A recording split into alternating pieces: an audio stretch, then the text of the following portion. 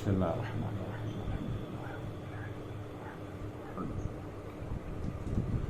ایاک نعبد و ایاک نستعین اهدنا الصراط المستقیم صراط الذین غیر المغضوب علیہم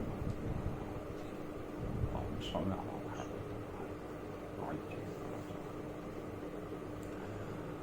لا حول ولا قوة إلا بالله العلي العظيم أعوذ بالله من الشيطان اللعين الرجيم بسم الله الرحمن الرحيم الحمد لله والصلاة والسلام على رسول الله وعلى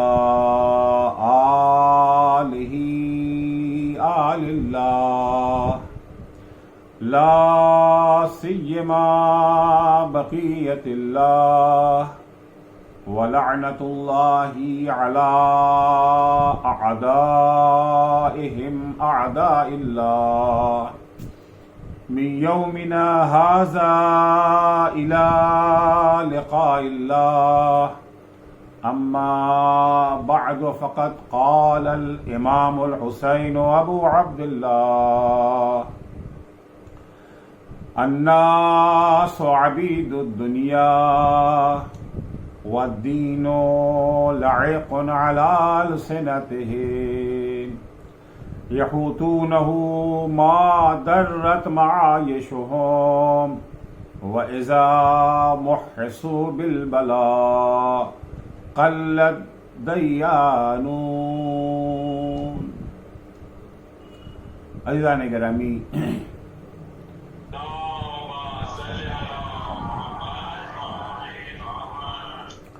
ہمارا وجود چاہے وہ جسمانی وجود ہو یا روحانی وجود، مادی وجود ہو یا معنوی وجود، دونوں وجودوں کے لیے مختلف قسم کے خطرات درپیش ہوتے ہیں. جسم کی زندگی کے لیے بھی خطرات ہیں، روح کی زندگی کے لیے بھی خطرات ہیں. جسم کو اگر غذا نہ ملے، کھانا نہ ملے تو جسم مر جائے گا، یا غذا ملی مگر فاسد غذا ملی، فوڈ پائزننگ کا خطرہ رہتا ہے. اسی طرح سے روح کے لیے بھی کچھ خطرات ہیں.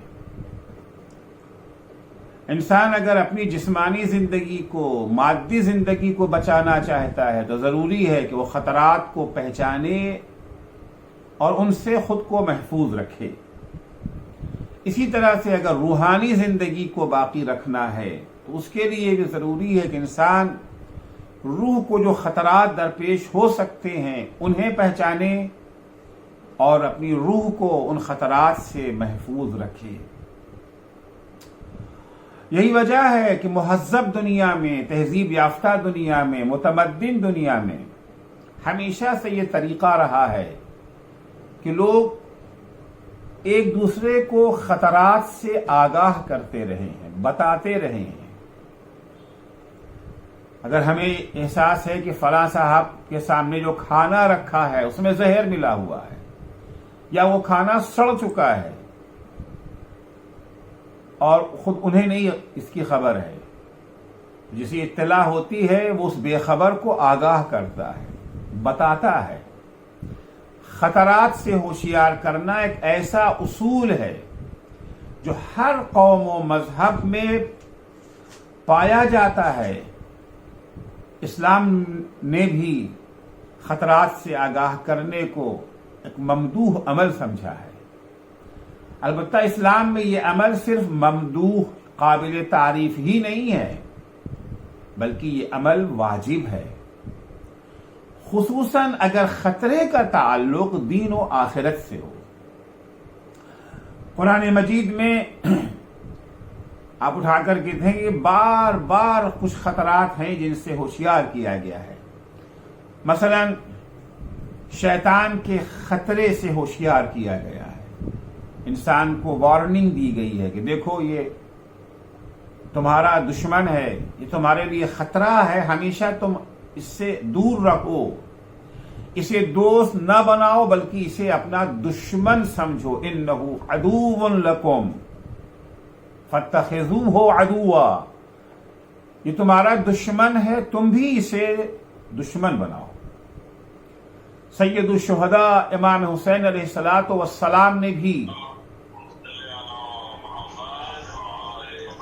اپنی تحریک کے دوران مختلف قسم کے خطرات کی طرف ہمیں متوجہ کیا ہے جس میں ہم مبتلا ہو سکتے ہیں یا مبتلا ہیں۔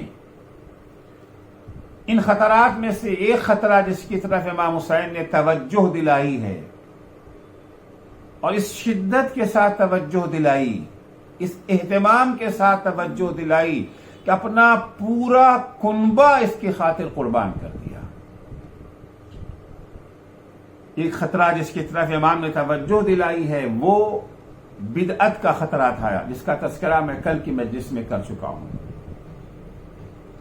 البتہ امام حسین اگر خطرات سے متوجہ کر رہے تھے تو صرف اپنے زمانے کے لوگوں کو نہیں، صرف اس خطے کے لوگوں ہی کو اس خطرے کی طرف متوجہ نہیں کرنا چاہتے تھے، بلکہ قیامت تک آنے والے ہر انسان، ہر خطے کے انسان کو ہوشیار کرنا چاہتے تھے، چاہے وہ کہیں کا بھی رہنے والا ہو، کسی بھی دور میں آنے والا انسان ہو۔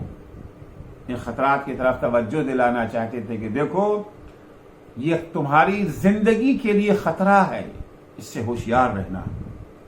آپ کی یہ تحریک نہ علاقائی تھی اور نہ وقتی و عارضی، بلکہ آپ کی یہ تحریک آفاقی و ابدی تحریک تھی۔ اسی لیے صدیاں گزر جانے کے باوجود بھی آپ کی یاد اور آپ کا ذکر دنیا کے گوشے گوشے میں پوری آب و تاب کے ساتھ موجود ہے۔ ایک اور خطرہ جس کا احساس امام حسین علیہ السلام نے ہمیں دلایا ہے وہ روحانیت و معنویت میں کمی کا خطرہ ہے۔ دینداری کے جذبے میں ظہور پذیر ہونے والا زوال ہے جس کی طرف متوجہ کیا ہے۔ دینی اقدار سے بڑھتی ہوئی غفلت و بے توجہی ہے جس کے جانب امام نے ہمیں ہوشیار کیا ہے۔ دین ہماری زندگی میں کتنا اہم ہے، اس کی کیا اہمیت ہے، اس کو یوں سمجھیے کہ ہم انسان ہیں اور انسان اللہ کی وہ مخلوق ہے جسے اللہ جل شانہ نے مرکب پیدا کیا ہے، دوہرا وجود دے کر کے پیدا کیا ہے، دو پہلو ہے ہمارا وجود، جبکہ انسان کے علاوہ جو مخلوقات ہیں ان کا وجود بسیط ہے، یک پہلو ان کا وجود ہے، لیکن یہ انسان کا امتیاز ہے کہ اس کا وجود دو پہلو وجود ہے۔ ہماری زندگی کا ایک پہلو جسمانی پہلو ہے اور دوسرا پہلو ہمارا روحانی پہلو ہے۔ ہمارے اندر جسم بھی ہے اور روح بھی ہے۔ ہماری کچھ جسمانی ضرورتیں ہیں، کچھ جسمانی تقاضے ہیں، کچھ مادی تقاضے ہیں، اور کچھ ہماری روحانی ضرورتیں ہیں، روحانی تقاضے ہیں، معنوی تقاضے ہیں۔ ہماری مادی ضرورتیں بھی ہیں اور معنوی ضرورتیں بھی ہیں۔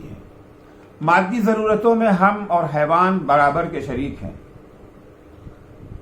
ہمیں اگر کھانے کی ضرورت ہے تو جانوروں کو بھی کھانے کی ضرورت ہے، ہمیں پانی کی ضرورت ہے، جانوروں کو بھی پانی کی ضرورت ہے۔ ہمارے اندر جنسی خواہشات پائے جاتے ہیں، جانوروں کے اندر بھی جنسی خواہشات پائے جاتے ہیں۔ ہمیں نیند کی ضرورت ہے، جانوروں کو بھی نیند کی ضرورت ہوتی ہے۔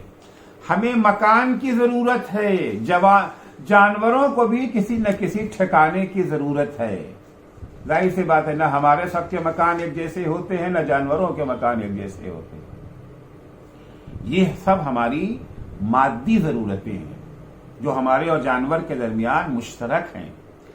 اگر کوئی انسان صرف انہی ضرورتوں کی تکمیل میں پھنسا رہ جائے، اس سے آگے نہ بڑھ سکے، اس سے آگے سوچنے کے لیے تیار نہ ہو، تو اس انسان میں اور حیوان میں صرف شکل و صورت اور جسمانی ساخت ہی کا فرق ہو رہ جائے گا، وہ بھی ایک طرح کا حیوان ہی مانا جائے گا۔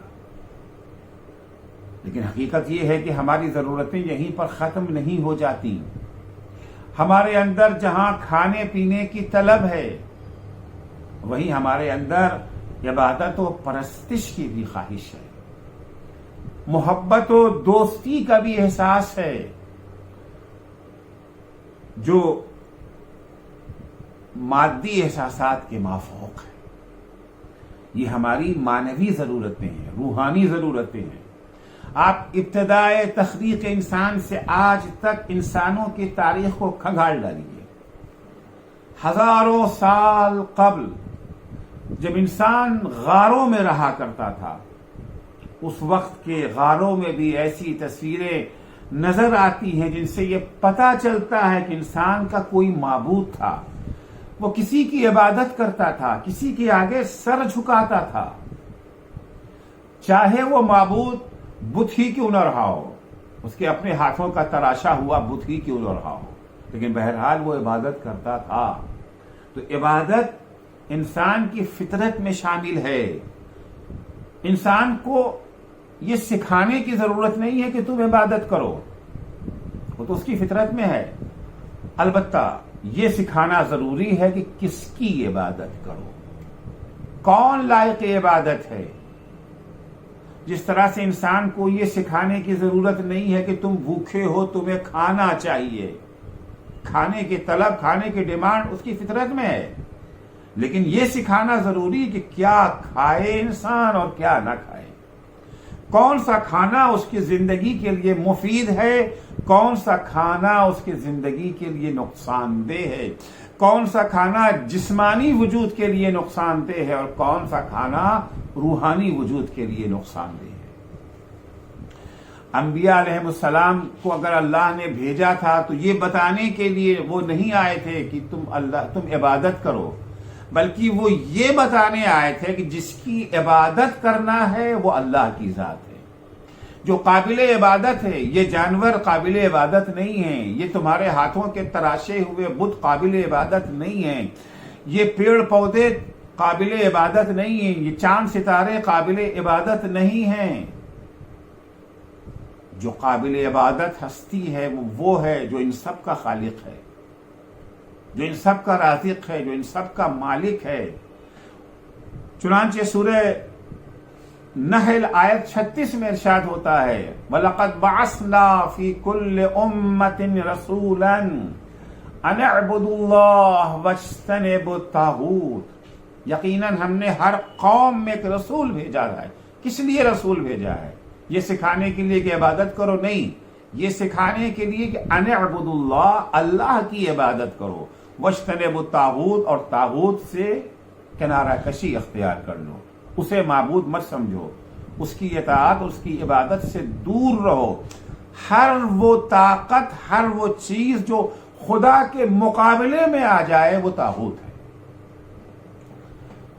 جس طرح سے غذا کے بغیر ہمارا جسم زندہ نہیں رہ سکتا، اسی طرح سے عبادت کے بغیر ہماری روح زندہ نہیں رہ سکتی۔ ایسا انسان نہیں بلکہ جانور کہلانے کا لائق ہوگا۔ چنانچہ امیر المومنین حضرت علی ابن ابی طالب علیہ السلام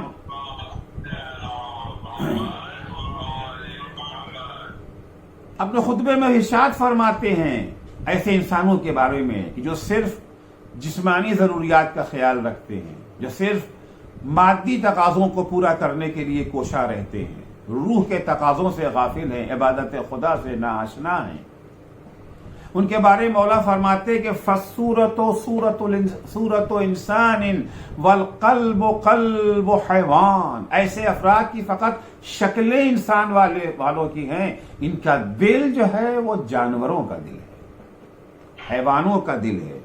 لا يعرف باب الهدى فيتبعه ولا باب الغی فيصد عنه. ان افراد کو نہ ہدایت کے راستوں کا پتہ ہے کہ وہ ہدایت کے راستوں پر چل سکیں، اور نہیں گمراہی کے راستوں سے آگاہ ہیں کہ اس راستے سے اپنے کو بچا سکیں. وَذَلِكَ مَيِّتُ الْأَحْيَاءِ. ایسے افراد دیکھنے میں زندہ ہیں، در حقیقت یہ چلتی پھرتی لاش ہیں. زندوں کے درمیان ایک مردہ ہے، متحرک مردہ، چلتا پھرتا مردہ. عزیزو، دنیا میں ایسے افراد کو اگر آپ دیکھیں جو ہر قیمت پر صرف اور صرف اپنی مادی ضرورتوں کو پورا کرنا چاہتے ہیں، ان کے اندر خواہش اقتدار پائی جاتی ہے، اپنے اقتدار کو پورا کرنے کے لیے کچھ بھی کر گزرنے کو تیار رہتے ہیں. ایسے افراد، ان کی شکلیں تو انسان کی ہیں، دل انسان والے نہیں ہیں. یہ چلتی پھرتی لاش ہیں، مر چکے ہیں، کیونکہ ان کا روحانی وجود ختم ہو چکا ہے، روحانی غذا انہوں نے فراہم نہیں کی ہے. آج ٹرمپ کو، نیتنیاہو کو، حجاج بن یوسف ثقفی کو، صدام حسین کو، ہٹلر کو کیا انسان کہا جا سکتا ہے؟ یہ وہ حکمراں ہیں جو اپنا اقتدار بچانے کی خاطر کچھ بھی کر گزرنے کو تیار ہیں. غیر تو غیر، یہ اپنے نزدیک ترین افراد پر بھی رحم نہیں کرتے. اورنگزیب نے اپنے باپ شاہجہاں کو قید کر دیا تھا اقتدار کی خاطر، بھائی کی آنکھیں نکال لی. مامون نے اپنے بھائی امین کا قتل کر دیا. کس لیے؟ اقتدار کی خاطر، کرسی کی خاطر. ایسے افراد انسان نہیں ہیں، ان کی شکلیں صرف انسانوں جیسی ہیں. یہ چلتی پھرتی لاش ہیں. ذالک میت الاحیاء، امام کے بقول. کچھ لوگ زندہ رہ کر بھی مردہ ہوتے ہیں اور کچھ لوگ مر کر بھی زندہ رہتے ہیں. جنگ صفین کے موقع پر جس وقت امیر المومنین صفین کے علاقے میں پہنچے ہیں تو خبر ملی کہ معاویہ کی فوج نے فرات پر قبضہ کر کے امیر المومنین کی فوج پر پانی بند کر دیا ہے. پانی زندگی کا لازمی جزو ہے، اس کے بغیر مولا کی پوری فوج جنگ لڑے بغیر ہی ختم ہو جائے گی. قرآن کے ارشاد ہے کہ وَجَعَلْنَا مِنَ الْمَاءِ كُلَّ شَيْءٍ حَيٍّ، ہم نے پانی ہی سے ہر شے کو زندگی اور حیات عطا کی ہے. مولا کی فوج کے سامنے بس دو ہی راستہ رہ گیا تھا، یا وہ معاویہ کی فوج کی خوشامد کر کے ان سے چند قطروں کی بھیک مانگ کے چند قطرے پانی حاصل کریں اور ذلت و خواری کے ساتھ معاویہ کی فوج کے رحم و کرم پر جیتے رہیں، اور یا پھر شجاعت و دلیری کے ساتھ حملہ کر کے فرات کو ان کے ناجائز قبضے سے آزاد کرا کے عزت و سر بلندی کے ساتھ جیئیں. مولا کائنات نے اپنی فوج سے مختصر خطاب کر کے انہیں ذلت کی زندگی یا عزت کی موت میں انتخاب کی دعوت دی. مولا خطاب کر کے فرماتے ہیں قد استطعموکم القتال، یہ لوگ تمہیں جنگ کی دعوت دے رہے ہیں. فَأَقِرُّوا عَلَى مَظَلَّةٍ وَتَأْخِيرِ مَحَلَّةٍ أَوْ رَوُّ السُّيُوفَ مِنَ الدِّمَاءِ وَتَرْهُ مِنَ الْمَاءِ.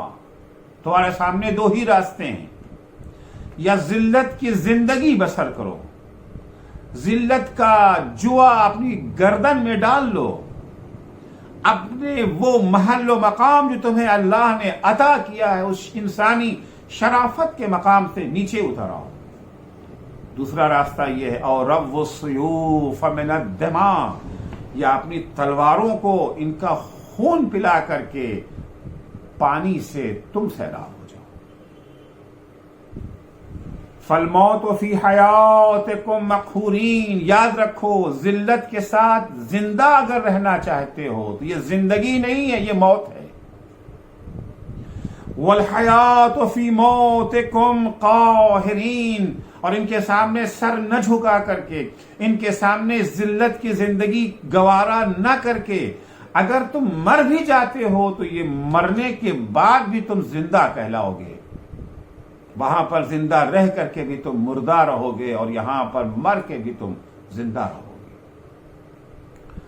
جس زندگی میں صرف جسمانی تقاضوں پر نظر ہو، روحانی اور معنوی تقاضے نظر انداز کر دیے جائیں، وہ زندگی نہیں، موت ہے۔ وہ انسانی زندگی نہیں بلکہ حیوانی زندگی ہے۔ خدا نہ کرے کبھی ہم اس ذلت کے شکار ہوں۔ رسول اکرم صلی اللہ علیہ وآلہ وسلم نے اسی خطرے کو احساس کرتے ہوئے ارشاد فرمایا تھا کہ انی اخاف علیکم استخفافا بالدین، مجھے تمہارے سلسلے میں جس خطرے کا خوف ہے، جس خطرے کا احساس ہو رہا ہے، وہ یہ ہے کہ تم دین کو ہلکا سمجھنے لگو۔ جو مقام ہے دین کا وہ مقام نہ دو، تم دنیا کی ضرورتوں کو پورا کرنے میں اتنا غرق ہو جاؤ کہ دینی تقاضوں کو پس پش ڈال دو، تمہیں اس کی اہمیت کا احساس ہی باقی نہ رہ جائے، ہر چیز کا خیال ہو، ہر چیز کی فکر ہو سوائے دین کے۔ آج کچھ ہمیں ایسا ہی بہت سی جگہوں پر منظر جو ہے وہ دکھائی دیتا ہے۔ آج ہمیں اپنے بچوں کی تعلیم کی فکر ہوتی ہے، وہ بھی وہ تعلیم جس سے جسمانی تقاضے پورے ہو سکیں، اس میں ہم کسی قسم کا سمجھوتا کرنے کے لیے تیار نہیں ہوتے۔ اچھی بات ہے، ہونا بھی نہیں چاہیے۔ اگر ہمارا بچہ بیمار ہو جاتا ہے یا ہم خود بیمار ہو جاتے ہیں، اس بیماری سے چھٹکارا پانے کی ہمیں فکر ہوتی ہے۔ احتمال بھی اگر ہو جاتا ہے کہ ہم یا ہماری فیملی بیمار ہو سکتی ہے، اس احتمال سے بھی بچنے کی کوشش کرتے۔ یقین تو اپنی جگہ پر ہمیں اپنے اور اپنے بچوں کے لباس کی تو فکر ہوتی ہے،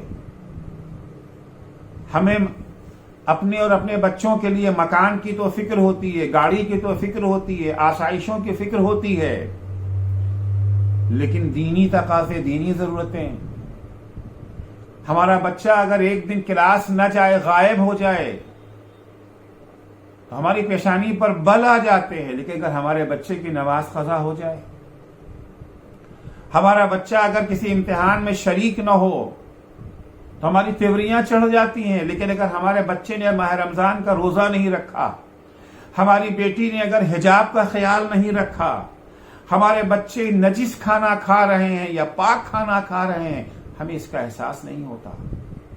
عرض کیا کہ عمومیت نہیں ہے، لیکن بہت بڑے پیمانے پر یہ خطرہ پایا جاتا ہے۔ اور مزے کی بات ہے کہ سب کرنے کے بعد بھی ہم اپنے کو دیندار سمجھتے ہیں۔ اگر خدا نخواستہ کوئی ہمیں کہہ دے، ہمارے دین پر کوئی انگلی اٹھا دے، کوئی شک و شبہ ظاہر کر دے، کوئی ہمیں بے دین کہہ دے، لڑنے بڑھنے کو تیار ہو جاتے ہیں۔ دین کی تعلیمات کو اپنے قدموں تلے روندنے کے باوجود اپنے کو ہم دیندار سمجھتے ہیں۔ دین کی اہم تعلیمات کو نظر انداز کرنے کے باوجود بھی خود کو پابند دین گمان کرتے ہیں۔ یہی وجہ ہے کہ امام زمانہ عجل اللہ تعالی فرجہ الشریف تشریف لائیں گے اور دین کو عملی طور پر نافذ کریں گے تو ہم جیسے دینداروں کی چیخ نکل جائے گی۔ یہ کون سا دین ہے؟ ہم جس دین کے عادی تھے اس میں تو یہ چیزیں نہیں تھیں۔ نماز پڑھتے نہ پڑھتے، روزہ رکھتے نہ رکھتے، غیبت کرتے، تہمت لگاتے، چوری کرتے، دوسروں کے حقوق پر ڈاکہ ڈالتے، اس کے باوجود ہم سے بڑا دیندار کوئی نہیں تھا۔ لیکن اب یہ کون سا دین آیا ہے کہ نماز نہ پڑھنے والوں کو بے دین سمجھا جاتا ہے، روزہ نہ رکھنے والوں کو بے دین تصور کیا جاتا ہے، حجاب نہ کرنے والی خواتین کو دین سے دور تصور کیا جا رہا ہے، جھوٹ بولنے والوں کو، غیبت کرنے والوں کو، تہمت لگانے والوں کو، دوسروں کا مال ہڑپنے والوں کو دین سے دور سمجھا جا رہا ہے۔ یہ کون سا دین ہے؟ تو کوئی نیا دین لے کر کے آئے ہیں۔ امام پر الزام لگے گا کیونکہ زمانے غیبت میں دین سے اتنی دوری ہو چکی ہوگی کہ لوگوں کو امام کے ذریعے پیش کیا جانے والا دین نیا دین لگے گا۔ نہیں، امام کوئی نیا دین نہیں پیش کریں گے، وہی دین ہے جو رسول خدا لے کر کے آئے تھے۔ لیکن ہم اس دین سے دور ہو چکے ہیں. ہم نے اس دین کو اپنے قدموں تلے روند رکھا ہے. امام زمانہ کے ذریعے پیش کی گئی ہر چیز لوگوں کو نئی لگنے لگے گی، کیونکہ جو اسلام اور جو دین ان کے درمیان رائج ہوگا وہ اسلام نہ ہوگا جس کی تعلیم حضرت نے دی تھی، جسے لے کر امام زمانہ تشریف لائیں گے. معاشرے کی حالت اس وقت ایسی ہی ہوگی جس کو امیر المومنین حضرت علی علیہ الصلوۃ والسلام نے ان لفظوں میں پیش کیا ہے.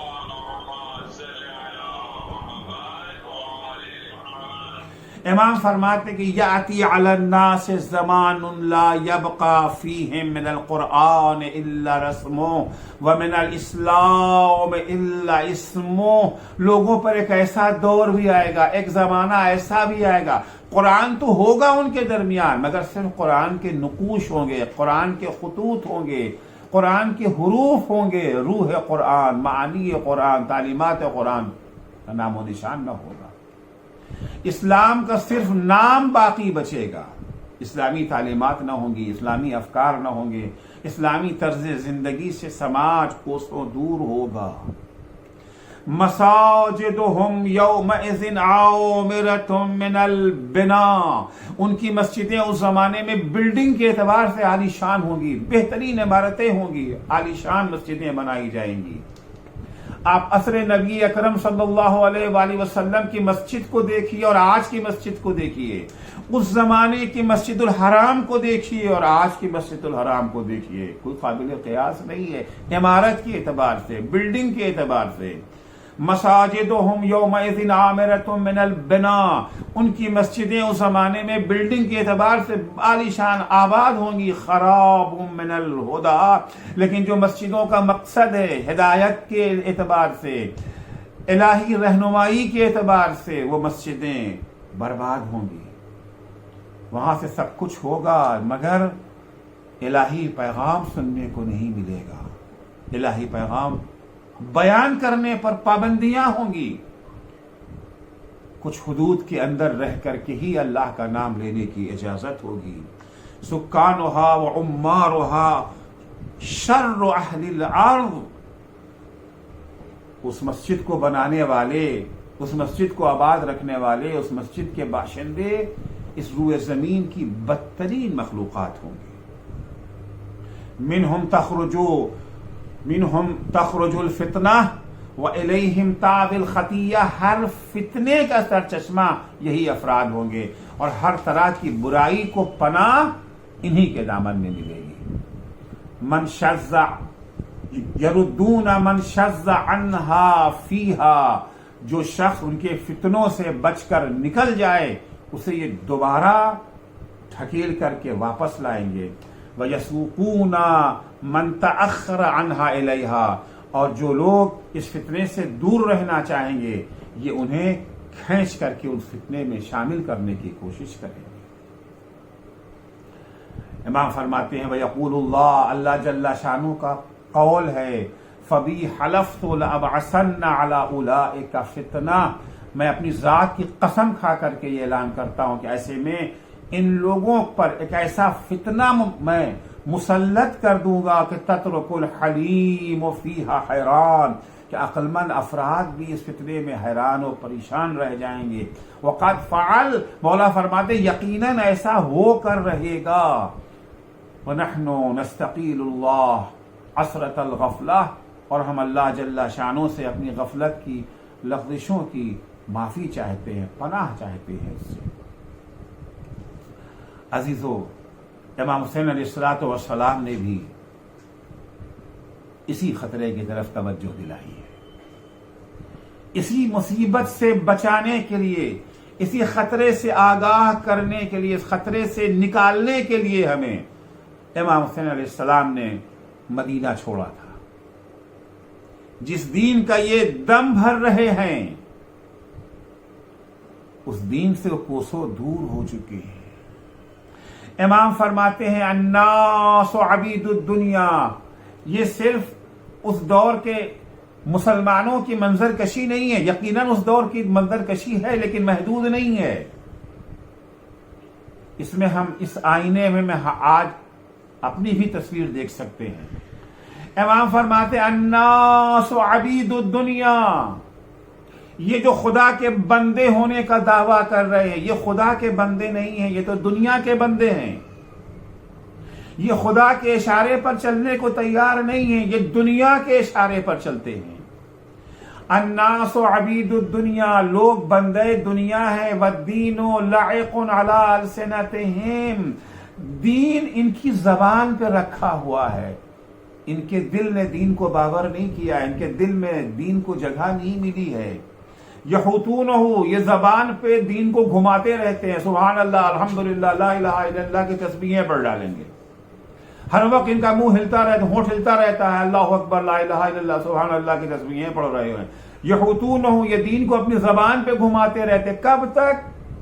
ما درت معایشہم، جب تک ان کی زندگی کا کاروبار چلتا رہتا ہے، جب تک ان کے بزنس کو کوئی خطرہ نہیں پہنچتا ہے دین سے، جب تک لا الہ الا اللہ محمد الرسول اللہ کا کلمہ پڑھنے سے ان کی جاب کے اوپر حرف نہیں آتا ہے، ان کے سماجی روابط کے اوپر، ان کے اقتدار کے اوپر، ان کی کرسی پر آنچ نہیں آتی ہے، تب تک یہ لا الہ الا اللہ محمد رسول اللہ، اللہ اکبر، یا علی، یا حسین، یہ سارے کلمات جو دین سے تعلق رکھتے ہیں اس کو اپنی زبان کے اوپر ورد کرتے رہتے ہیں۔ لیکن اذا بحثوا بالبلاء، جب دین کی قیمت چکانی پڑتی ہے، جب لا الہ الا اللہ کی قیمت چکانی پڑتی ہے، جب دین شہادت گاہ الفت میں قدم رکھنا ہو جاتا ہے، بقول اقبال کے کہ یہ شہادت گاہ الفت میں قدم رکھنا ہے، جب دین کی قیمت چکانی پڑتی ہے، جب دین کی وجہ سے ہماری جاب خطرے میں آنے لگتی ہے، دینی تعلیمات پر عمل کرنے کی بنا پر ہمارے بزنس پہ آنچ آنے لگتی ہے، ہمارے اقتدار کی چولیں ہلنے لگتی ہیں، ہماری کرسی خطرے میں آ جاتی ہے، امام فرماتے ہیں قلت دیانون، پھر دین والے تو تھوڑے سے رہ جاتے ہیں، دین کو قربان کر دیا جاتا ہے، بائی بائی دین، خدا حافظ دین۔ لاکھوں مسلمانوں کے موجود ہوتے ہوئے کربلا میں حسین کے ساتھ صرف 72 ہی تو نکلے۔ قلت دیانون، جب امتحان کی گھڑی آئی، یہ تو خط لکھنے والے ہزاروں تھے، 12,000 خط لکھا گیا تھا امام حسین علیہ السلام کو۔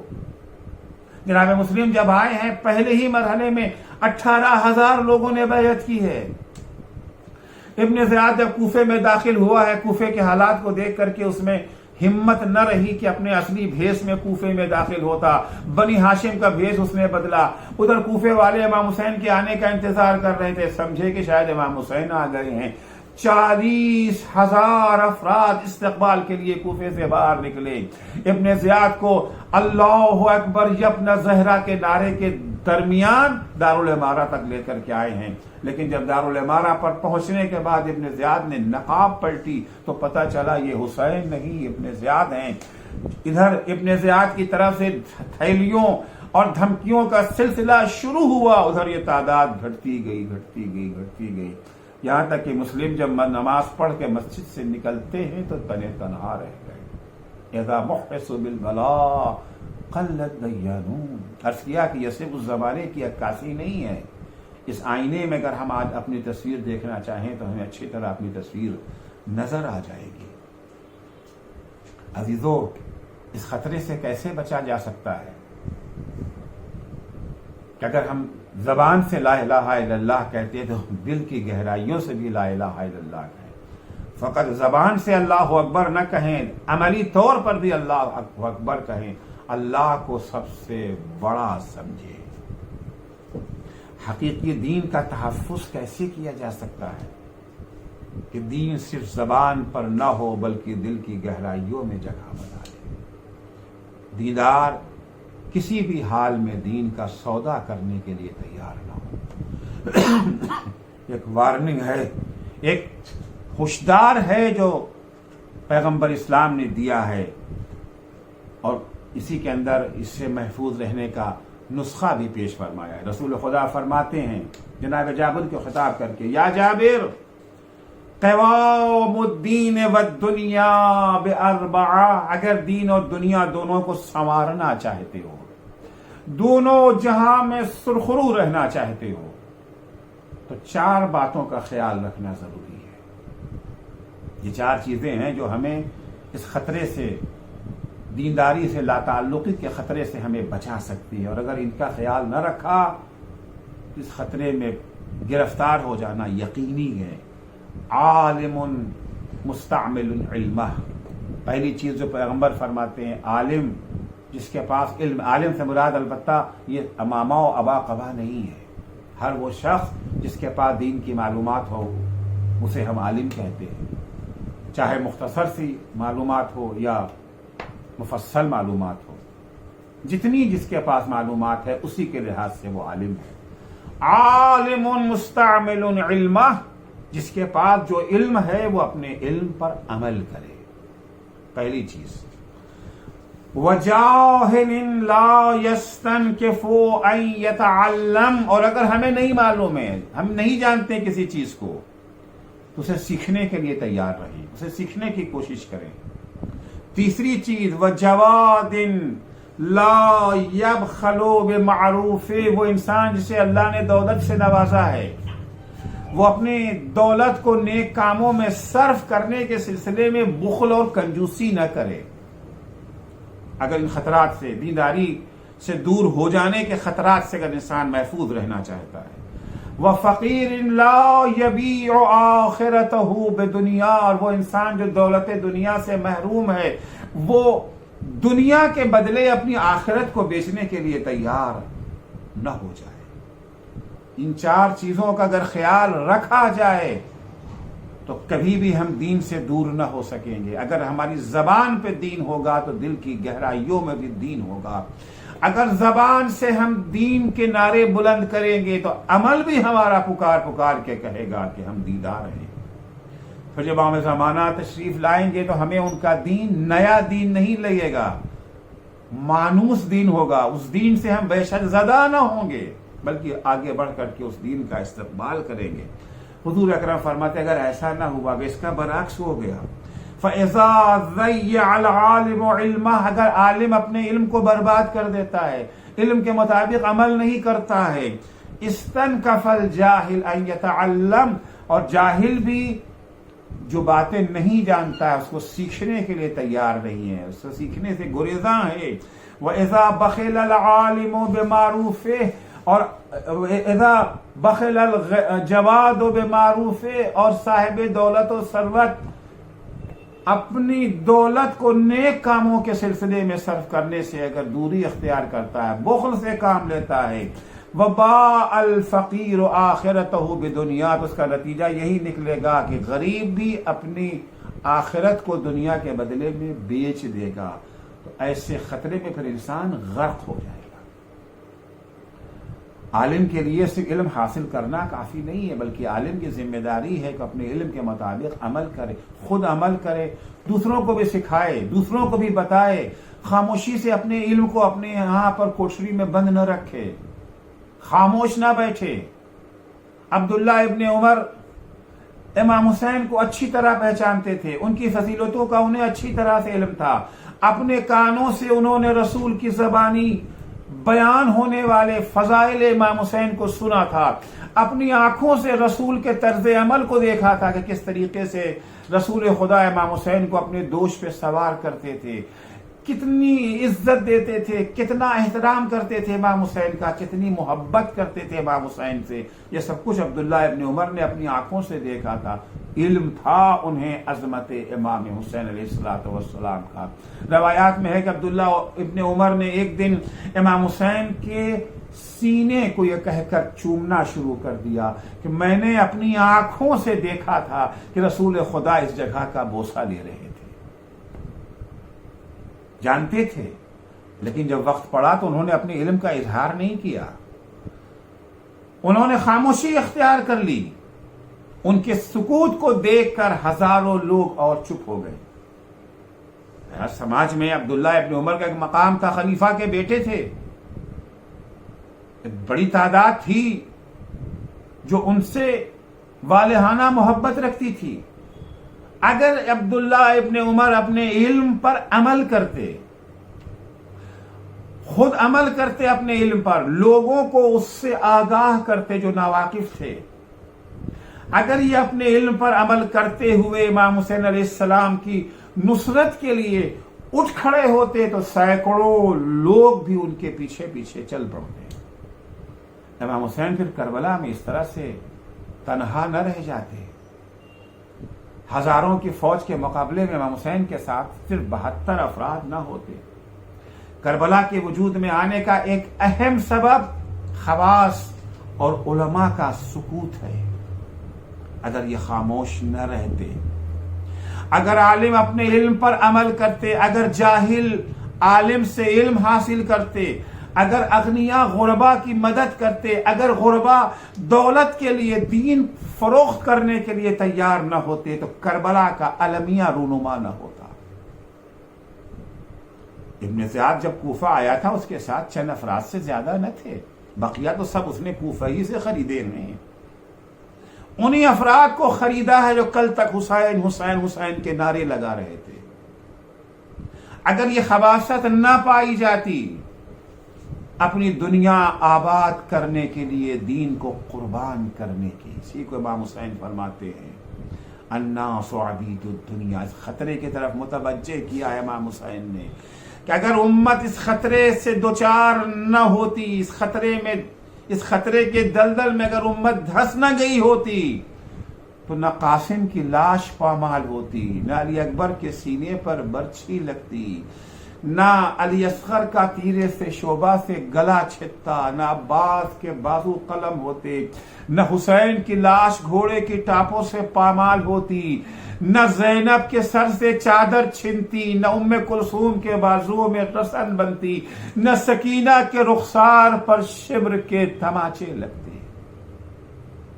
عزیزو، یہ ساری مصیبتیں، یہ سارے مصائب صرف اور صرف دین سے دور رہنے کی بنا پر ہے۔ عالم نے اپنے علم کا اظہار نہ کیا، جاہل نے اپنے علم میں اضافہ نہ کیا، سیکھنے کو تیار نہ ہوا، مالدار نے غربا کی دستگیری نہ کی، اور غربا نے دنیا کے مقابلے میں اپنی آخرت کی حفاظت نہیں کی۔ حسین اسی خطرے کا احساس دلانا چاہ رہے تھے اپنے زمانے کے لوگوں کو بھی اور آنے والے لوگوں کو بھی۔ قدم قدم پر امام حسین اس خطرے سے آگاہ کرتے چلے ہیں۔ مدینہ چھوڑا، مکے آئے، مکے سے نکل کے کوفہ جا رہے تھے کہ راستے میں لشکر حر سے ملاقات ہو گئی۔ جس وقت لشکر حر سے ملاقات ہوئی ہے، لشکر حر پیاس سے ہلاک ہو رہا تھا، زبانیں دہن سے باہر نکلی ہوئی تھی۔ دیندار اسے کہتے ہیں، دین اسے کہتے ہیں، دشمن صحیح مگر انسان ہے، انسان کی زندگی بچانا ہمارا فریضہ ہے۔ امام حسین ایک دفعہ جناب عباس سے کہتے ہیں بھیا عباس یہ پیاسے ہیں، انہیں پانی پلا دو۔ بھیا صرف انسانوں کو پانی دینے پر اکتفا نہ کرنا، جانوروں کو نہ بھولنا۔ اور بھیا دیکھو، جانوروں کی خصوصیت ہے کہ وہ ایک دفعہ میں سیراب نہیں ہوتے ہیں، جب تک یہ خود سے پانی کے پاس سے ہٹ نہ جائیں ان کے سامنے سے پانی کو ہٹانا نہیں۔ اللہ اکبر۔ پانی پینے کے بعد جب ان کے اندر رمق حیات آ گئی، امام حسین آگے بڑھنا چاہتے، آگے بڑھ کر کے حر نے روکا اور امام حسین کے لجام فرس پہ ہاتھ ڈال دیا کہ آپ آگے نہیں جا سکتے۔ یہ دیکھ کر کے امام حسین کہتے حر تیری یہ مجال، تو نے میری لجام فرس پہ ہاتھ ڈالا ہے، تو میرا راستہ روکے گا؟ تیری ماں تیرے ماتم میں بیٹھ گئی۔ عزیزو، یہ جملہ حسین کے دہن سے نکلا ہوا ہے، معصوم کے دہن سے نکلا ہے، جو کوئی بات جذبات میں نہیں آ کے کرتا، اس کا ہر جملہ حکمت میں ڈوبا ہوا جملہ ہوتا ہے۔ یقیناً امام حسین کی نگاہ میں کوئی حکیمانہ اقدام رہا ہوگا جس کی بنا پر یہ جملہ امام کی زبان پر آیا ہے، اور حسین کے جملہ اپنا کام کر گیا ہے۔ شاید امام حسین نے جملہ اس لیے کہا ہو کہ حر کے دل و دماغ میں اپنی ماں کا تصور بیدار کر دے۔ کہ ہر تو کس کے مقابلے میں کھڑا ہے؟ تجھے معلوم ہے یہ کون ہے؟ یہ فاطمہ زہرا کا لخت جگر ہے، جسے فاطمہ نے دودھ پلا کر کے پالا ہے، یہ حسین ہے۔ اور عزیزو، حسین کا جملہ اپنا کام کر گیا ہے۔ ہر نے جواب میں کیا کہا؟ مولا آپ نے تو میری ماں کا نام لے لیا، لیکن میں کیسے آپ کی ماں کا نام لوں؟ آپ کی ماں تو وہ عظیم خاتون ہے جس کا نام بھی بغیر وضو زبان پہ نہیں لایا جا سکتا۔ حسین کا جملہ کام کر گیا ہے، ہر سوچنے پر مجبور ہو گیا ہے، یہاں تک کہ شب عاشور جب آئی ہے یہ طے پا گیا کل جنگ ہو کر کے رہے گی، کل فرزند زہرا کے تن سے اس کا سر جدا کیا جائے گا۔ ہر کی بے چینی میں اضافہ ہو گیا ہے، اپنے خیمے میں بے چینی کے ساتھ ٹہل رہا ہے۔ غلام سمجھا شاید میرا آقا پیاسا ہے، ایک کاسے میں پانی لے کر کے ہر کے سامنے آیا۔ ہر نے کاسے کو ہاتھوں میں لیا، کچھ دیر پانی کو غور سے دیکھتا رہا، اور پھر پینے کے بجائے پانی کو زمین پر پھینک دیا۔ عدید و مقاتل میں یہ تو نہیں ہے کہ ہر کو پانی میں کیا نظر آیا، مگر تصور تو کر سکتے ہیں، کہیں ایسا تو نہیں ہے کہ ہر کو پانی میں حسین کے ننھے ننھے بچوں کی بلکتی ہوئی تصویر نظر آ گئی۔ یہ ہر تو پانی پی رہا ہے، ہم یہاں پیاس سے ہلاک ہو رہے ہیں، اجرکم اللہ۔ ہر کا غلام ہر کے بھائی کے پاس گیا، جا کے کہا کہ آج میں تمہارے بھائی کا عجب عالم دیکھ رہا ہوں، بے چینی سے ٹہل رہے ہیں، میں نے پانی دیا، پینے کے بجائے زمین پر پھینک دیا۔ ہر کا بھائی ہر کے پاس آیا، بھیا یہ میں کیا سن رہا ہوں، یہ بے چینی کاہے کی ہے، یہ اضطراب کس سلسلے کا ہے؟ عزیزوں، کچھ سوالات وہ ہوتے ہیں جن کا جواب لفظوں میں دینا ممکن نہیں ہوتا ہے۔ ہر نے زبان سے کچھ نہ کہا، بھائی کا ہاتھ پکڑا، اپنے خیمے سے باہر آیا، حسین کے خیمے کے پیچھے جا کے کھڑا ہو گیا۔ بھیا غور سے سنو، تمہیں اپنے سوال کا جواب مل جائے گا۔ ہر کے بھائی نے غور سے جو سننا شروع کیا تو ہر نے پوچھا، بھائی کچھ سنائی دے رہا ہے؟ ہر کا بھائی کہتا، ہاں بھیا، ایک آواز مسلسل میرے کانوں سے ٹکرا رہی۔ کہا بھیا کیا سنا؟ کہ بھیا حسین کے خیمے سے ننھے ننھے بچوں کی التاش، ہائے پیاس کی آوازیں کانوں سے ٹکرا رہی ہے۔ بھیا انہیں پہچانتے ہو، یہ کون ہے؟ یہ وہی ہے نا جب ہمارا پورا لشکر ہلاک ہو رہا تھا پیاس سے، انہوں نے ہمارے پورے لشکر کو سیلاب کیا، انسانوں ہی کو نہیں جانوروں تک کو پانی پلایا۔ بھیا یہ کہاں کا انصاف، آج ہمارے جانور تک پانی پی رہے ہیں، مگر رسول کا نواسا، اس کے ننھے ننھے بچے پیاس سے ہلاک ہو رہے ہیں۔ اجرکم اللہ۔ شب عاشور ختم ہو گئی، صبح عاشور نمودار ہوئی، ہر آخری فیصلہ کر چکا ہے، ہمیں اپنی آخرت دنیا کے بدلے نہیں بیچنا ہے، اور دنیا کو ٹھکرانے کا فیصلہ کر لے رہا ہے، آخرت کو بچانے کے لیے اپنے بیٹے کو بھی ساتھ لیتا ہے۔ آہستہ آہستہ عمر سعد کے لشکر سے دور ہو گیا، ایک مقام پر پہنچ کے ٹھہر گیا، بیٹے سے کہتا، اے میرے لال میرے ہاتھوں کو باندھ دو۔ کیوں بابا؟ ارے بیٹا انہی ہاتھوں سے لجام فرس پہ ہاتھ ڈالا تھا، اے بیٹا میری آنکھوں پہ پٹی باندھ دو، بیٹا مجھے حسین سے آنکھ ملانے کی تاب نہیں رہ گئی ہے۔ دونوں باپ بیٹے چلے، جب حسین کی نگاہ ہر پہ پڑی، مزاج شناس نگاہ امامت پہچان گئی، اب یہ وہ ہر نہیں ہے، یہ بدلا ہوا ہر ہے، یہ توبہ کیا ہوا ہر ہے۔ فوراً آواز دی، بھیا عباس میرے لال علی اکبر آگے بڑھو، مہمان آ رہا ہے۔ اجرکم اللہ۔ علی اکبر و عباس ہر کو لیے ہوئے حسین کی خدمت میں آئے۔ حسین کے پاس پہنچتے ہی ہر نے اپنا سر حسین کے قدموں پہ رکھ دیا، مولا حلی من توبہ، کیا میری توبہ قبول ہو سکتی ہے؟ حسین نے ایک دفعہ ہر کو اٹھا کے اپنے سینے سے لگایا، اے ہر میں نے معاف کیا، میرے اللہ نے معاف کیا، لیکن ہر تو ایسے موقع پر آیا ہے کہ تیری ضیافت کے لیے ہمارے خیمے میں تو ایک قطرہ پانی بھی نہیں ہے۔ امام سے حر کہتے ہیں اے آقا آپ میری ضیافت کی فکر نہ کیجیے، اب میری ضیافت کا انتظام آپ کے نانا حوض کوثر پہ کریں گے، فقط مجھے اذن شہادت عطا ہو۔ اجازت ملی، پہلے حر کا بیٹا شہید ہوا، اس کے بعد حر جب زخمی ہو کر کے گرا ہے آقا کو آواز دی حسین، حر کے سرہانے پہنچے۔ حسین نے کیا دیکھا کہ حر کا سر زخمی ہے، حسین زمین گرم کربلا پر بیٹھ گئے، حر کا سر اٹھا کے اپنے زانوں پہ رکھ لیا۔ اے عزیزو اس زانو کی قیمت کو پہچانیے، ابھی تھوڑی دیر کے بعد یہی زانو ہوگا جہاں شبیہ پیمبر علی اکبر کا سر ہوگا۔ ارے جہاں اکبر کا سر وہاں حر کا سر، کیا مقدر ہے حر کا۔ ایک معراج تو حر کو وہ ملی تھی جب حسین نے سینے سے لگایا تھا، دوسری معراج حر کا سر حسین کے آغوش میں ہے۔ حر کو خطاب کر کے حسین کہتے اے حر تیری ماں نے کیا اچھا تیرا نام حر رکھا تھا، تو دنیا میں بھی آزاد ہے آخرت میں بھی آزاد ہے۔ عزیزو حسین نے 2 مرتبہ حر کی ماں کا نام لیا، ایک وہ مقام تھا ایک یہ مقام تھا۔ اس وقت کہا تھا تیری ماں تیرے ماتم میں بیٹھے۔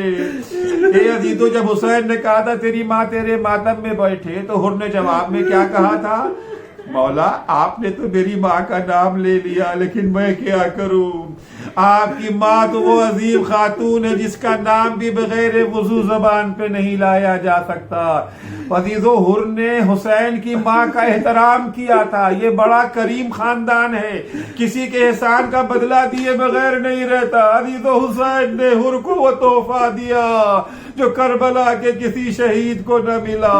حسین نے جیب سے رومال فاطمہ نکالا، حر کی زخمی پیشانی پہ باندھا، اے حر میری ماں کا یہ تحفہ قبول کر لے۔ الا لعنت اللہ علی قوم الظالمین وسيعلم الذین ظلموا ای منقلب ینقلبون۔ بار الہ جو یہ واسطہ ہے محمد و آل محمد علیہ السلام کا، معبود ہماری اس مختصر سی عبادت کو قبول فرما۔ بار الہ صدقے میں اہل بیت اطہار علیہ السلام کے ہمیں توفیق عنایت فرما کہ دین صرف ہماری زبانوں پر نہ ہو، اس طرح سے دین ہمارے دلوں کی گہرائیوں میں جڑ پکڑ لے کہ ہم کسی قیمت پر بھی دین کا سودا کرنے کو تیار نہ ہوں۔ معبود صدقے میں اہل بیت اطہار علیہ السلام کے شیعان اہل بیت، محبان اہل بیت اطہار، زائران سید الشہداء، عزاداران مظلوم کربلا جہاں کہیں بھی ہوں ان کی جان مال عزت آبرو کی حفاظت فرما۔ مراجع کرام اور رہبر معظم انقلاب اسلامی کی حفاظت فرما۔ امام زمانہ کے ظہور میں تعجیل فرما۔ جب حضرت کا ظہور ہو تو ہمارے اعمال ایسے ہوں کہ ہم ان کے اصحاب و انصار میں شمار ہو سکے۔ اللہم عجل فی فرج مولانا صاحب الزمان وجعلنا من اعوانہ وانصارہ۔